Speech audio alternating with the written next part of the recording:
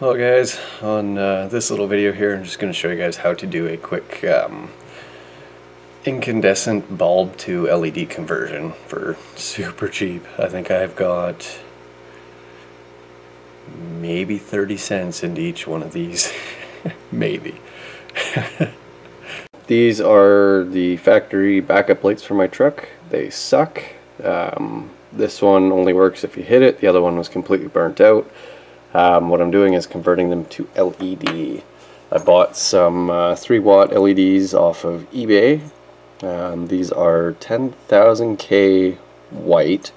I've also got a half-watt 1-ohm resistor, so I can wire these up to 12 volts. And each LED requires, 700 milliamps of current at 3.7 volts. But yeah, these are stupid bright. I just mounted them onto a little piece of heatsink that I got. I've actually got a larger chunk that I cut into a bunch of pieces. And anyways, I'm converting my backup lights to LED. It's so much brighter. So with these, I'm using this to tie this into the truck without modifying the housing. So to get this copper cap off, I just grab my channel locks, loosely grab it around the lugs on here. I don't know if you guys can see it. Let's turn up my lights. Yeah, much better. So I'll grab it around the lugs, and then I'll lightly squeeze that just to hold it in place, and then I'll grab the bulb and twist, and that separates it inside. Then I'll take the ground it to the inside of the copper case, run the positive.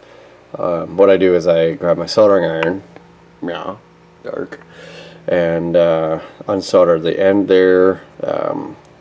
Basically drill a hole through it with the soldering iron, because this is just solder, lead-based solder. Yeah, because it's positive on the tip and negative on the casing. And then screw that bit in. What I did on the other one is I just crazy glued this to the housing, so if I need to I can just break it off, no big deal. But yeah, not having backup lights and trying to back up my driveway, it sucks. So anyways, I'll get this apart and I'll show you guys what I do. Okay, so this is just from twisting it. You don't break the glass that way, everything stays nice and intact. That can get thrown away. Then what I do is I take a screwdriver and just chip out that resin, I don't know, that gross red looking stuff. If the bulb is old, it'll come out really easy. It just breaks into chunks, super easy to get out. Just so I can get the positive wire down to the bottom there easier. But yeah, I'll get this prepped and then this soldered onto it, and then I'll show you guys how freaking bright it is. Might be able, yeah, I should be able to power this guy up still, so I can show you guys a comparison. This versus this. That wins, hands down. Alright, try not to burn myself and try to keep this in frame at the same time.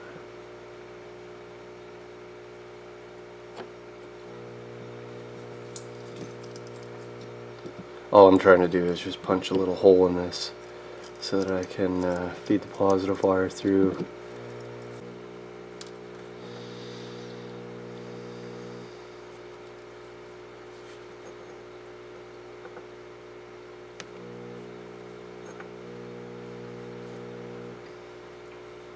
There.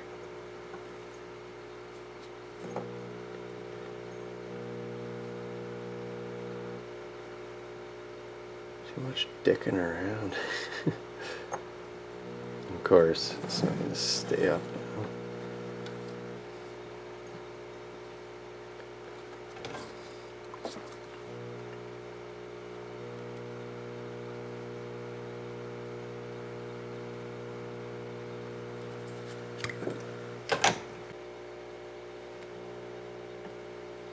Guess we'll put our ground there.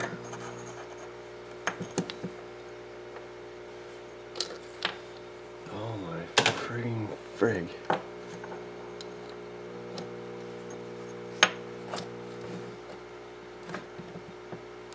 you guys want something to be held still, you can always put an elastic over the end of your pliers. Usually does a pretty good job of holding stuff.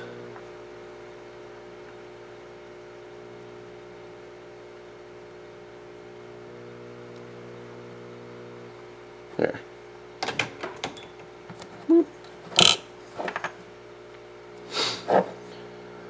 Alright, second one, fabric hobbled versus that. Okay, so I got my 3S LiPo here, 12 volts. Let's test out this guy, make sure he works. Oh yeah. Oh, come on.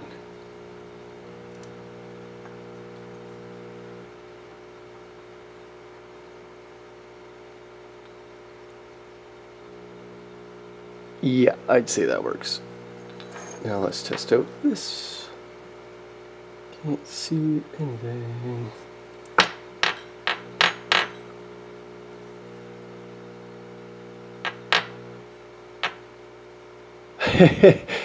No comparison.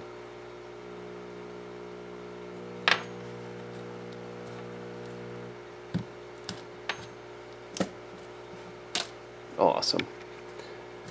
So yeah, despite all the dicking around and everything, I did get this done. So I'll take this out to the truck and install it pretty much like that. Well, I got my flashlight taped to one of my machining arms, I guess. It's for holding not feeler gauges, dial gauges, dial indicators. Anyways. Oh, it's freaking cold out. You can see that I got the bulb out. Yeah, new one. This is one that I just made, that you guys just see me make. So that just goes in there. Push and twist. Alright, I'm gonna go run, put the truck into reverse, and that will light up. So, there it is. It's working pretty good. So, anyways, I'll get that glued up into position right like that, and it'll be as bright as this one. Look, I can see things.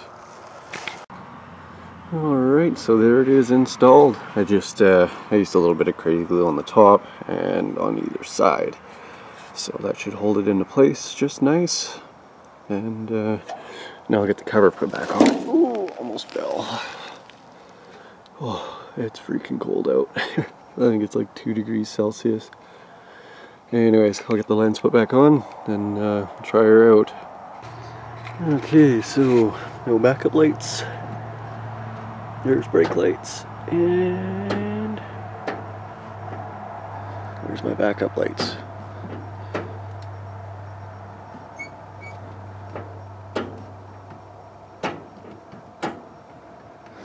They were just working. Oh, there they are. I guess I have to have the ignition all the way on. Yeah, that's so much better. So much better.